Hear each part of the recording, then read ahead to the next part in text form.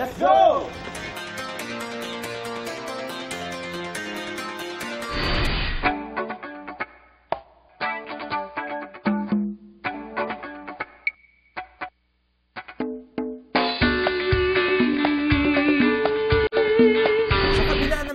Na naranasan ng ating bansa kamakailan lamang, tuloy pa din tayo sa pag-abot ng ating mga pangarap. Kaya naman hindi tayo tumitigil sa pagpapalaganap ng positibong pag-iisip at syempre, ng spirit of entrepreneurship sa pamamagitan ng mga events tulad ng trade fairs at seminars. Isa na dyan ang Sikat Pinoy National Food Fair na inorganisa ng Department of Trade and Industry. Ang food fair na ito ay naglalayong ipakita ang mga piling-piling pagkaing Pilipino na talaga namang may pagmamalaki at magbibigay hanap buhay sa ating mga Pinoy. This is what we call the National Food Fair. Previously, we had what we call the National Trade Fair, but we have come at a decision in the Department of Trade and Industry to separate our activities for the food and the non-food sector. Basically, this time we're focusing on the food sector because they comprise about 50% of the manufacturing industries in the Philippines. We've had this kind of event for 2 years, an event totally focused on the food industry. We have 250 exhibitors that are in the hall with us today, and we are very happy that they represent companies that are in the food and beverage sector, representing companies from Luzon to the Mindanao areas. Many of them were affected by the storms, and we actually commend them because despite the hardships, the physical hardships, they all actually showed up to participate in this event. I'd like to say that 99.9% are actually micro, small, and medium-sized enterprises.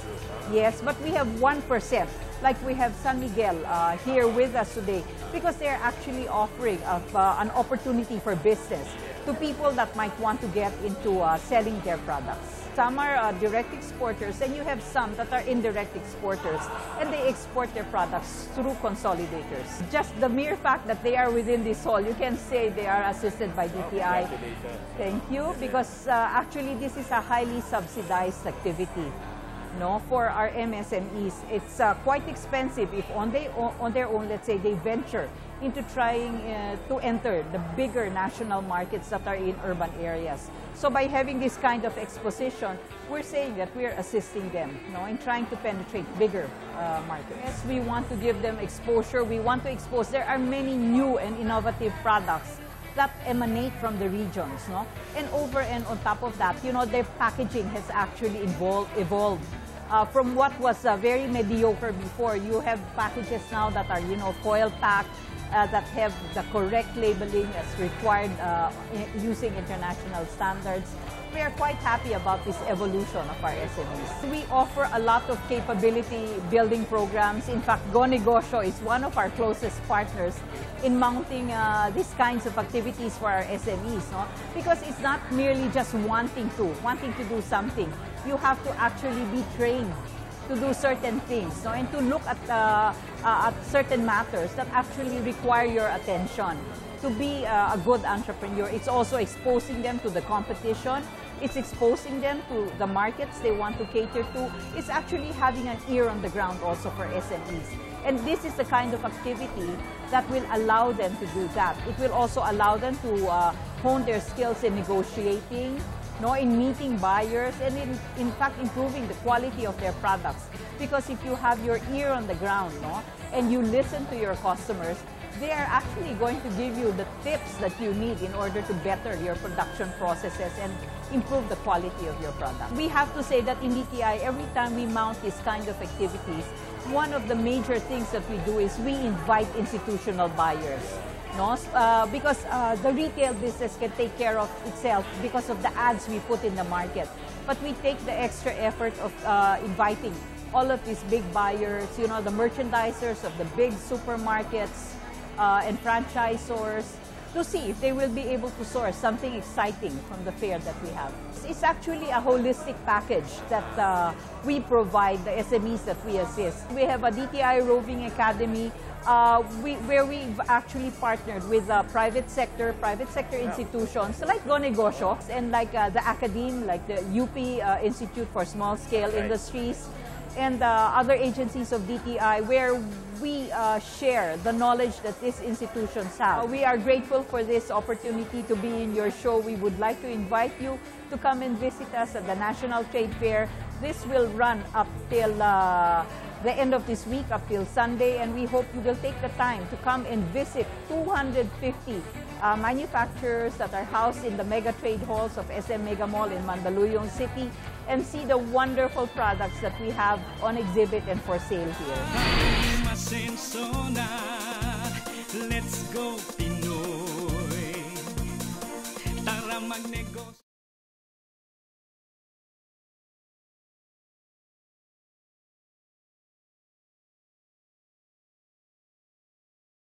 Kung sa business kayo ay may success, kung ang ideya Mga negosyantes, huwag pahuli sa iba't ibang homegrown fresh at processed food products mula sa 16 na rehiyon ng bansa, tulad na lamang ng kape ng Benguet, longganisa ng vegan, Ibatan Yellow Rice ng Batanes, Sansribal ng Pampanga, suman sa lihiya ng Oriental Mindoro, chicharon from Cebu, coco sugar ng Davao del Sur at marami pang iba. Ang aming Sikat Pinoy is really a tribute to the Filipino SMEs, no? Yung mga naghihirap at nagsisikap upang maipagtayo nila yung kanilang negosyo, no? No matter how small or no matter how big. So ito po ang kasikatan ng Pinoy, kasikatan ng Pilipino. Iniisip namin, para naman may highlight o may factory, may focus sa kanila, yung kanilang kakayanan, kagalingan. So, naisip po namin na instead of just calling it a national food fair, kasi marami naman hong food fair na nangyayari kung saan-saan, tawagan po natin, i-highlight natin yung kasikatan ng Pinoy sa paggawa ng produktong Pilipino. Kaya kung napapansin po ninyo yung ating branding, Sikat Pinoy, piling-piling produktong Pilipino. Piling-piling pagkaing Pilipino rin. So, marami po tayong series ng Sikat Pinoy para sa mga fairs natin, handicraft fairs, jewelry fair, at sasabihin po natin dyan, piling-piling, produktong Pilipino ang ating parang tigahango ng kakayanan ng Pilipino.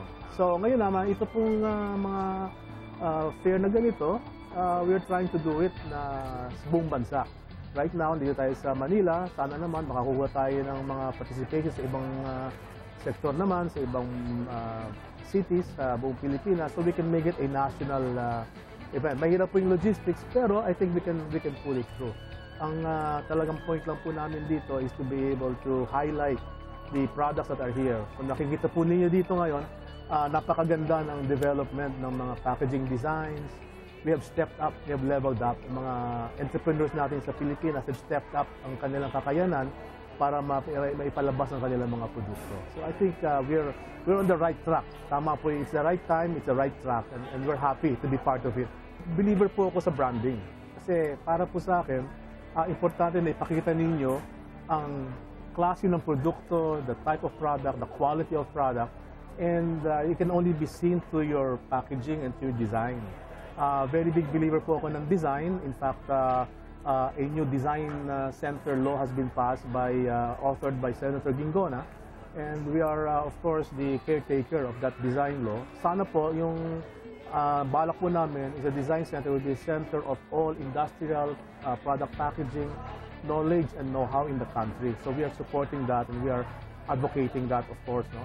Pero dun po sa branding, ang papaniwala ko po ay hindi naman po parating nandun yung may-ari ng tindahan. Kaya kinakailangan po, the product and the packaging should speak for itself. And kung hindi po maganda ang pakita sa packaging, ang kalabasan po ay parang hindi naman magtitiwala ang mamimili. So that also gives us an opportunity to be on the world stage. Kasi po sa world stage, nakita niyo naman mga produkto ng mga iba't ibang produkto all over the world. Ang packaging po ay talagang world class, talaga pong kapuna-puna. And I think we have to bring the Filipino entrepreneur, the Filipino small and medium scale industry to that level where they can participate and compete and even be better than our international competitors in food, whether it's in food, whether it's in other industries, no, na ating pinapangalanan. So yun po ang aking vision na sana po ay ang with the push behind design laws, design center, design capability, Not only in terms of the packaging design, pero pati na po yung infrastructure ng produkto, yung mga packaging lalagyan mismo, mga bote, plastics, will be able to move the entrepreneur forward and develop the SME industry, no? Kasi yun ang importante sa atin. Yung kakayanan po ang kailangan at yung karunungan. And if we are able to focus on that and make everybody aware kung ano yung kailangan gawin, then we should be much better than our Asian competitors and our international competitors. Yung Go Negosyo is a very good private sector enterprise, no? Na nagtutulong ng training, mentoring, tutoring sa ating mga SMEs. Of course, the government has its part to play as an enabler in the whole process. And ganun po ang aming, that's our role to play in the whole setup. I think Go Negosyo has already, nasa sa kanila na yung facilities, no? Although on a basis that is not as big a scale. Ang sabi ko sa iyo kanina, the important thing for us is scale. Kasi marami po tayong nagawang mabuti sa kakayanan ng mga SMEs. Ngunit, siyempre po, kailangan mag-reach up po tayo sa mas malalaking sektor. We need to scale up yung ating tulong sa SMEs. Ngayon, yung Go Negosyo is doing its part, the government is doing its part, private enterprise is doing its part, and the SME entrepreneurs are also doing their part. So ang kailangan po natin is to be able to reach a much wider audience, ika nga. Para sa mga SMEs po natin, lahat po ng karamihan po na nakikita natin na malalaking negosyo ngayon, ay nag-umpisa po as a small and medium scale industry. So, wag po yung mawawalan ng hope because there's always help from the government, there's always help from the private sector to be able to be better at what you do. Ang akin po lamang ay sipag, ang akin po lamang ay karunungan, at ang akin po lang ay ang ability o ang kakayanan na humingi ng tulong, whether from the private sector or from the government. At naroon naman po ang gobyerno, naroon po ang private sector na makakatulong sa inyong mga needs, whether it's training or help in being able to access financing, kasi marami po tayong mga financing instruments that can be helped. So yun lang po ang aking mensahe sa kanila. Handa po kaming tumulong, handa din naman po kami makinig sa inyo kung hihingi po kayo ng tulong. Mga negosyantes, pwede pang humabol sa DTI Sikat Pinoy National Food Fair until today, August 25, 2013, hanggang alas 7 lamang po ng gabi. Kaya let's go! Kung sa business kayo ay may success, kung ang ideya nyo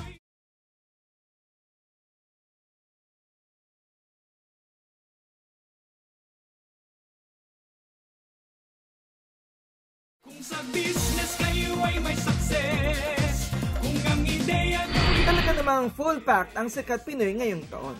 At syempre, hindi mawawala si Secretary Greg Domingo ng Department of Trade and Industry sa mahalagang okasyon na ito.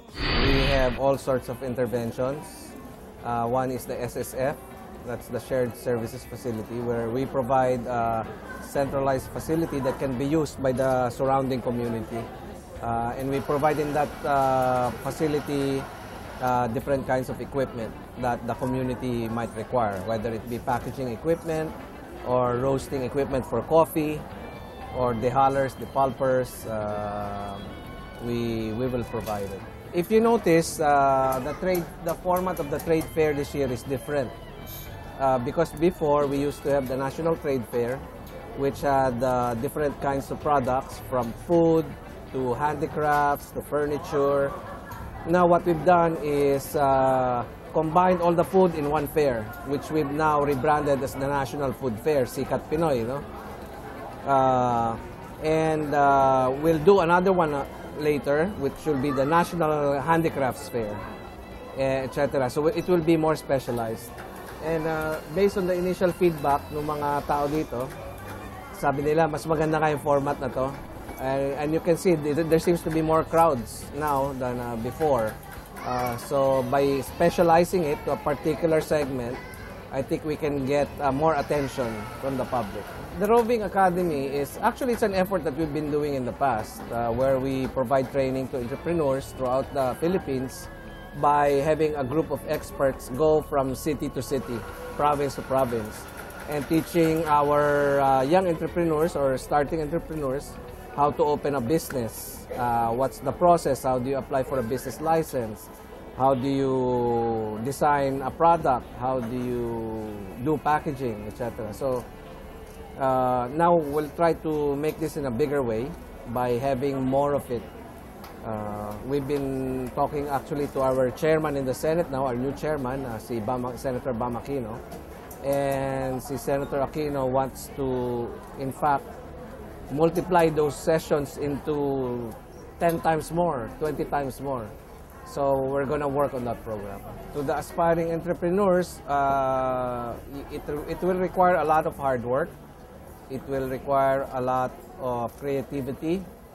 It will require a lot of patience as well, because a business doesn't grow just like that overnight. It's something that really has to be worked on. So if you persevere, I think at the end you will find success. And so, whatever it is, you have to give it a try.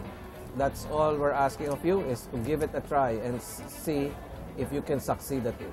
Kung sa business kayo ay may success, kung ang ideya nyo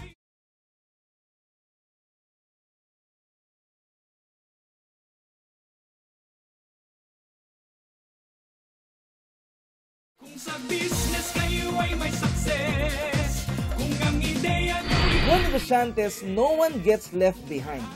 Sama-sama tayong ma-inspire, mangarap at magtagumpay. Kamakailan lamang ay muling inilunsad ng Department of Trade and Industry kasama ng local government at Go Negosyo ang SME Roving Academy. Isang proyektong naglalayong abutin ang iba't ibang lugar sa bansa para mahikayat ang mga Pilipino na maging positibo at umangat sa buhay sa pamamagitan ng pagnenegosyo. Ang livelihood po kasi, ayan, ang binibigay ng gobyerno ay oportunidad. Pero, to be successful, kailangan nasa sa inyo po yan. We can only give opportunities. We cannot give you livelihood. We will give you an opportunity to have a livelihood. But at the end of the day, kayo po ang bahala kung ipagpapatuloy niyo ang livelihood na yan. Kung hanap ninyo ay isang kasosyo, let's go, let's go, let's go negosyo. Business kayo ay may success, kung ang ideya nyo'y truly the best. Ang aking neighbor, meron siyang ganito. Ako, meron akong contact sa ganito. May interest ako. Hobby ko ito. Ito ang aking skill. Pwede kaya akong magnegosyo? Pero kung ako ay magnegosyo, ano ba ang first step? Hindi ba ako pahihirapan kung ako ay kukuha ng lisensya? Naririnig ko, kukuha ako ng lisensya, ang tagal-tagal, napakatagal. And sometimes, meron pang mga hindi magandang pangyayari, especially kung ako ay kukuha ng mga lisensya sa ahensya ng gobyerno. Kaya, meron din tayong tinatawag na para bang marami sa atin ang ma-discourage na mag-organize or mag-come up na negosyo dahil ang tingin natin napakahirap at pinapahirapan tayo. Ito ngayon, siguro hindi naman namin pwedeng sabihin na kung mag-attend kayo sa SME Roving Academy, hindi na kayo pahihirapan. Hindi ganon. Kung hindi, ituturo sa atin kung ano ang mga procedures upang yung ating negosyo ay magkaroon ng legitimate na personality. Kasi kung magnegosyo tayo, first and foremost, kailangan talagang siya ay merong legal entity, registered, etc. Kailangan lang ay positibo sa buhay, maging maligaya sa lahat ng bagay. Pilipinas, now is our time. Halina't subukan na. Let's go, Pinoy. Bansay asenso na. Let's go, Pinoy. Kung sa business kayo ay may success, kung ang ideya nyo'y truly the best, kung hanap ninyo ay isang kasosyo, let's go, let's go, let's go. Good news, Go Negosyantes! We are very glad to inform you that we are now in partnership with DHL, isa sa mga leading companies sa logistics industry. DHL is privileged to enter into this partnership with Negosyo, one of the most renowned SME organizations in the country. We are excited with this partnership as we are able to jointly share our international shipping expertise with SMEs, especially to those who would like to expand their business abroad outside of the country.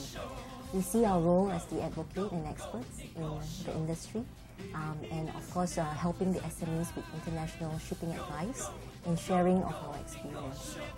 As the market leader in international express here in the Philippines and also globally, we believe that this partnership will help us reach out to the SME community throughout the nation. I'm a true believer of stretching our limits and aiming for the next level. In business, we should always dream big, leverage on our local resources and expertise. That way, we will always have sustainable success. Go Negosyantes, maraming salamat sa pagsama nyo sa amin. Walang iwanan ha, sama-sama tayong magtagumpay. Kita-kits ulit next week!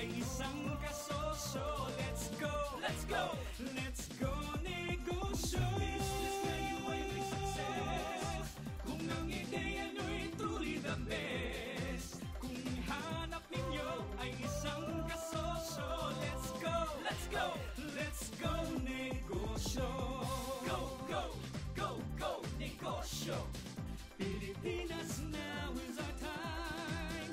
Go, go, go, go, negosyo. Let's go, let's go, negosyo. Go, go, go, go, negosyo. Pilipinas, now is our time. Go, go, go, go, negosyo. Let's go, let's go, let's go, negosyo.